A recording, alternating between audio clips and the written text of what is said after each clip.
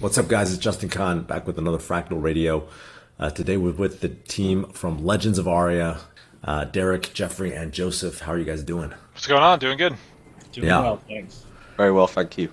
amazing. So, Legends of Aria, you guys have been making games for a long time. Tell me about your background in the gaming industry.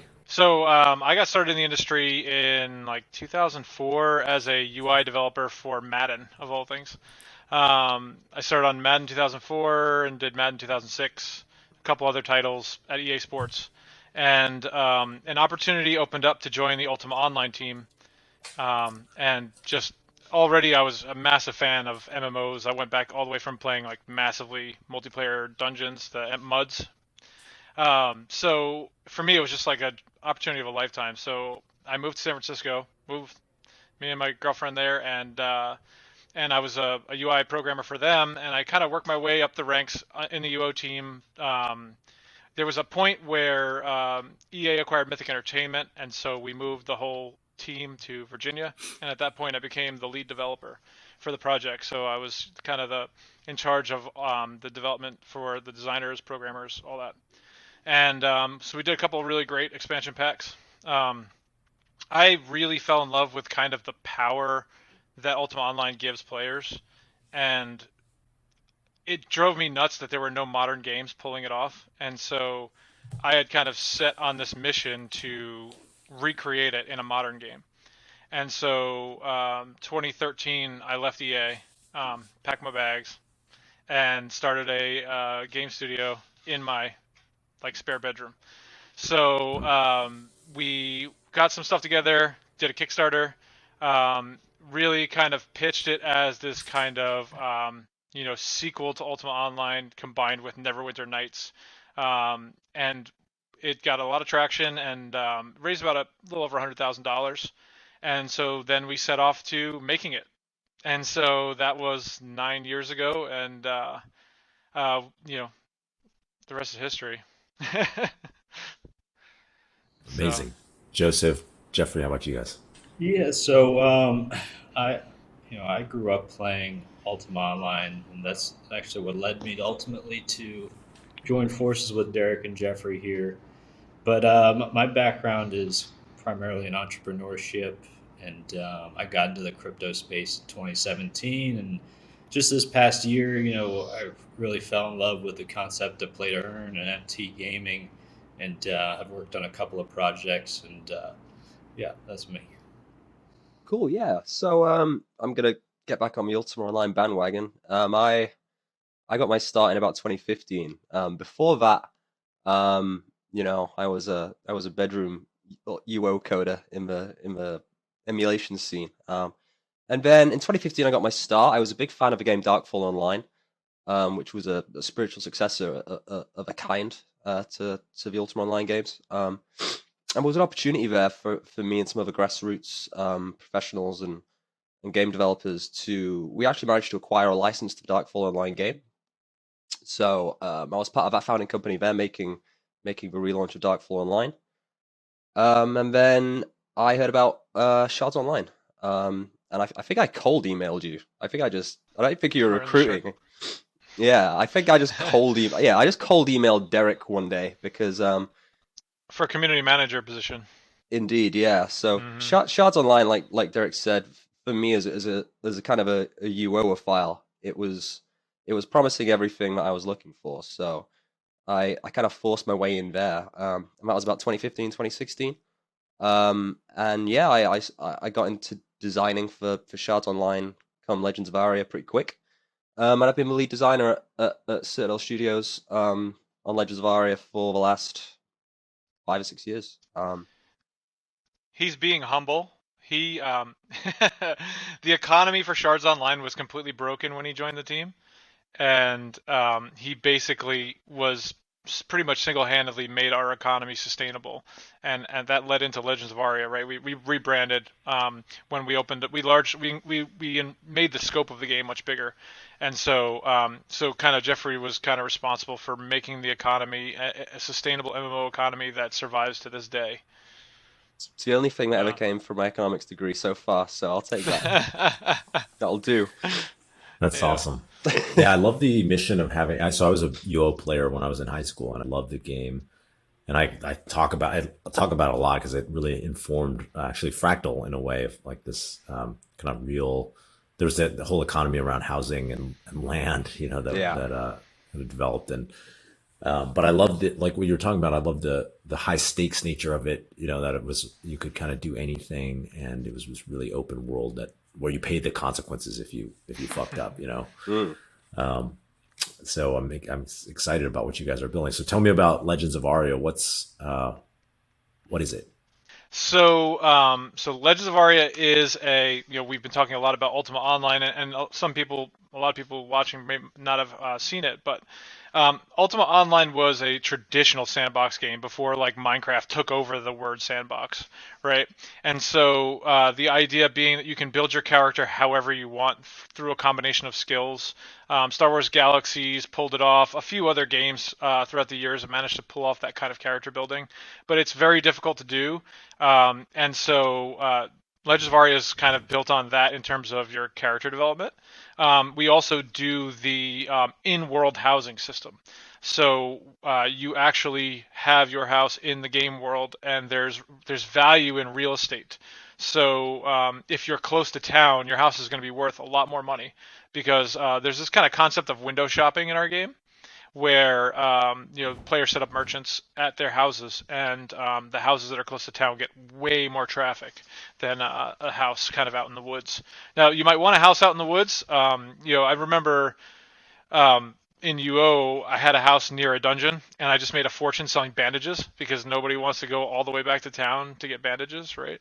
So, Selling there's bandages. kind of opportunistic locations that you can place your house that people might not even think about.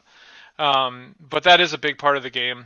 I would say that housing and kind of making your home in the game is something that it's very hard to capture in an MMO, and it's one of the things that we've focused on throughout development.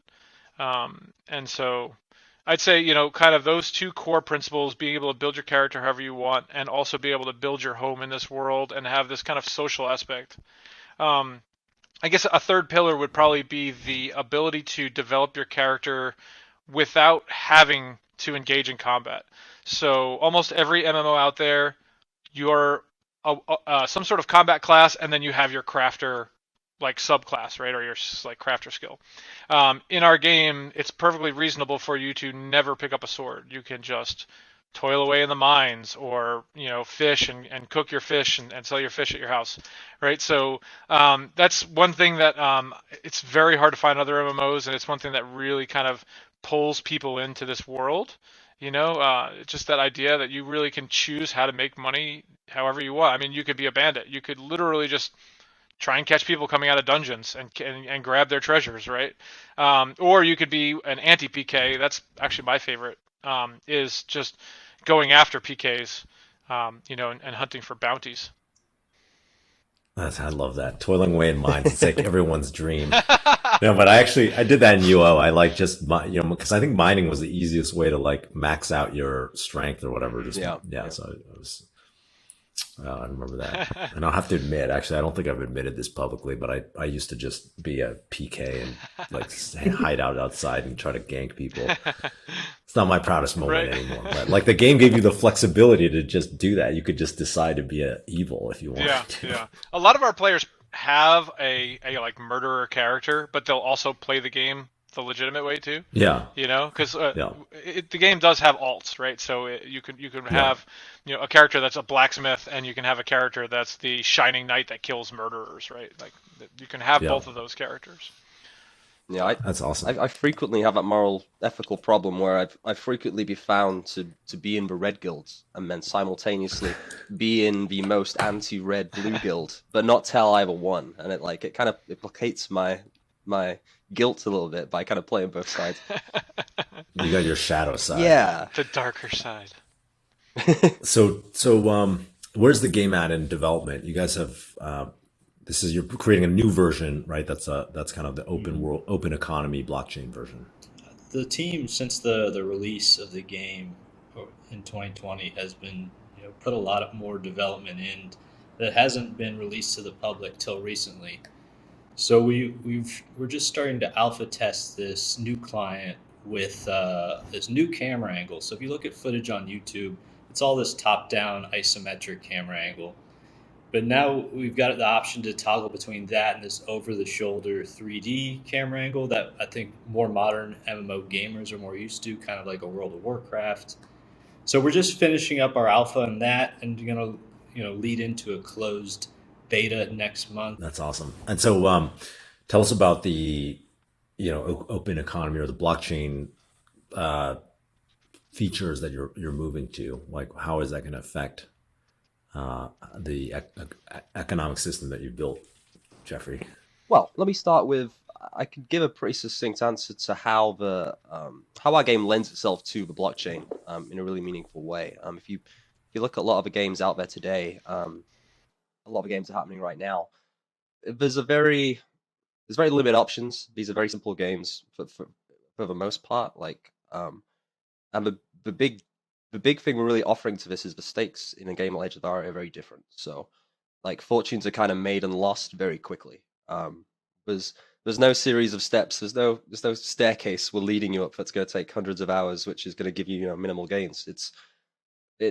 We built the game in a very specific way with a very simulated, real to life economy.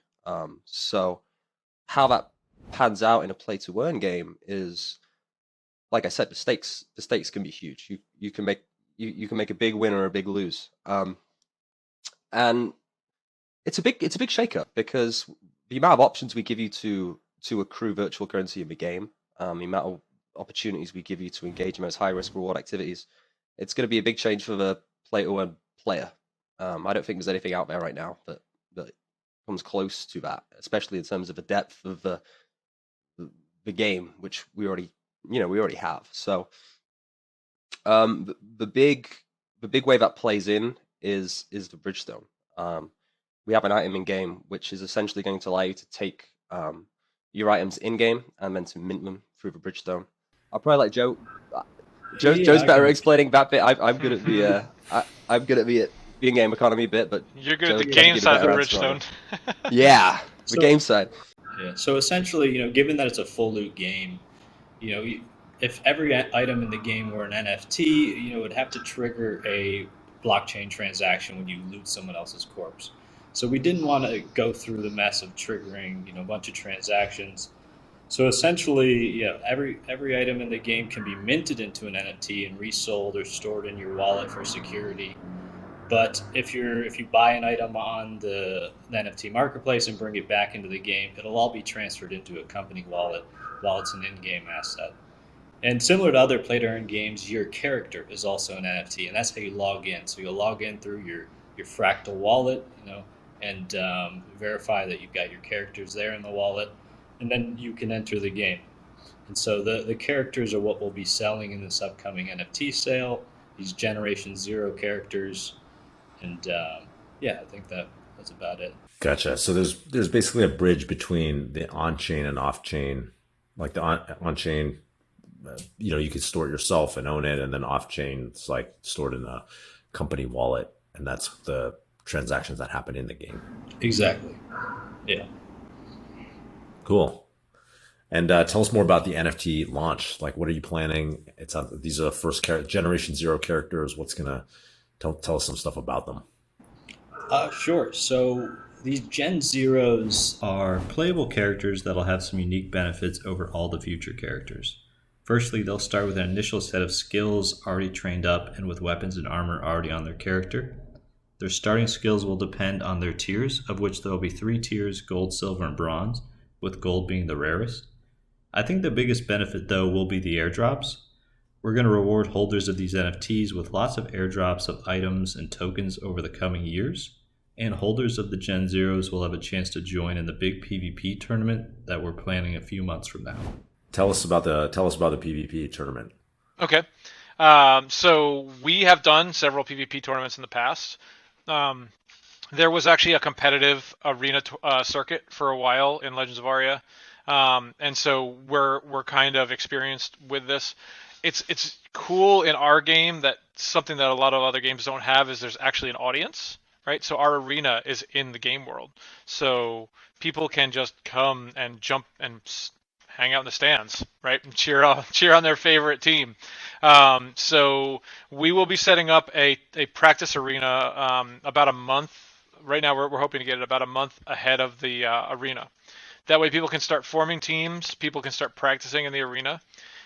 Arena characters will be set up specifically for battle, so they will have maxed out skills. We'll have templates that you can choose from. That way, because it's a beta and it's going to be wiped, we want everybody to an opportunity to participate. And if you don't have time to 7 times grandmaster a character during our beta, we want you to still be able to participate. So when you make an arena character, it will be bound to the arena, and that character will have maxed out skills and gear. And so you'll be able to make that arena character a month in advance and practice with that character and play with the different character templates and choose the build, the makeup that you want. I think we're going with 3v3, but I don't know if we've completely decided on that. It may end up being 4v4 or 2v2, somewhere in there. Awesome. So how do you go and enter the tournament if you're interested? Yeah, so we'll probably do a sign-up sheet, and we can probably provide more details on that in the next couple weeks. Yeah, for sure. Yeah, we're still working that out. Awesome. Cool. Well, where can people find out more about Legends of Aria if they're curious or they want to play the alpha? Yeah, definitely head over to our Discord, discord.gg/Legends of Aria. All the information you need in there is in the announcements channel, or you can check out our website or other socials, at Legends of Aria. Legendsofaria.io is the new site. So legendsofaria.com is for the live game, which we're calling Classic. Well, cool, guys. Thanks so much for joining me. I can't wait to try it out and we're excited. play this tournament. Yeah, it's like such a UO throwback. That was my favorite game, so I'm excited. I gotta say that when we were, I don't know if it was during the Kickstarter or shortly after, we were doing a stream, and we were a really small team, and we had this like Citadel Studios banner set up on the table, and we were doing a stream on Twitch, and I think it was Ernest Lee. He got us front page. We had just emailed him or talked to him, and so our stream count went from like 35 people to like 13,000, and we were actually like getting towards the end of the stream, and I'm watching the viewer count go up, and I've never experienced anything like this before, and I'm like getting super nervous, and I'm like, okay guys, I think we're gonna stream a little bit longer. Oh man, that was intense. Those good old days. That's awesome. So I'd love to kind of relive that with this PvP tournament. I'd love to see. All right, well, we're gonna see it go on Twitch, and I'm sure it's gonna be massive. Yeah, I'm excited. Top those numbers. Let's go. All right, guys. Derek, Jeffrey, Joseph, good to see you, and I'm looking forward to the game. Yeah, awesome. Right. Thank you. Cheers, Thank you, Justin. Justin.